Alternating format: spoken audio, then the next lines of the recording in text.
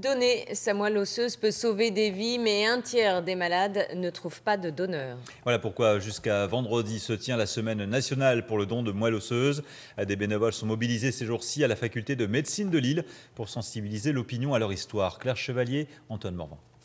Il y a des rendez-vous que Karine ne manquerait pour rien au monde. La semaine du don de moelle osseuse en fait partie. À 28 ans, elle a découvert qu'elle souffrait d'un lymphome. Chimiothérapie, rayons, autogreffe, les années défilent et rien ne fonctionne. Jusqu'en 2008, après 6 ans de combat, la greffe de la moelle d'un donneur anonyme lui sauve la vie. J'avais épuisé tous les traitements thérapeutiques disponibles.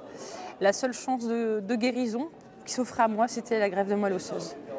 Il y a des gens qui n'ont pas de donneurs. On voit encore parfois des affiches placardées dans des commerces pour des gens qui cherchent des donneurs.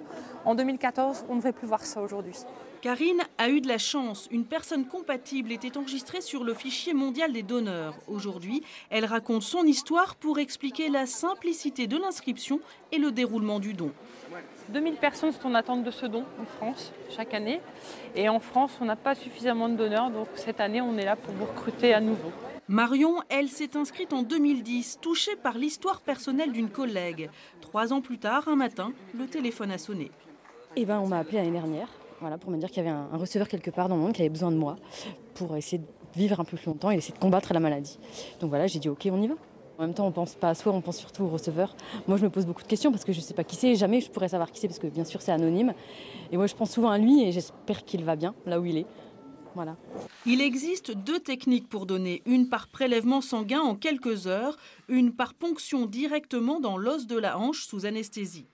Dans ce service des malades du sang de l'hôpital Urier, on a greffé 110 adultes et 20 enfants l'an dernier.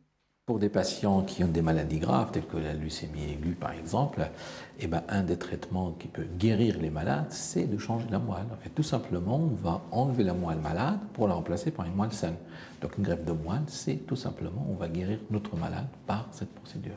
Il y a aujourd'hui 23 millions d'inscrits dans le monde, 220 000 en France. Plus il y en aura, plus il y aura de chances de trouver un donneur compatible pour les malades et donc l'espoir de les guérir.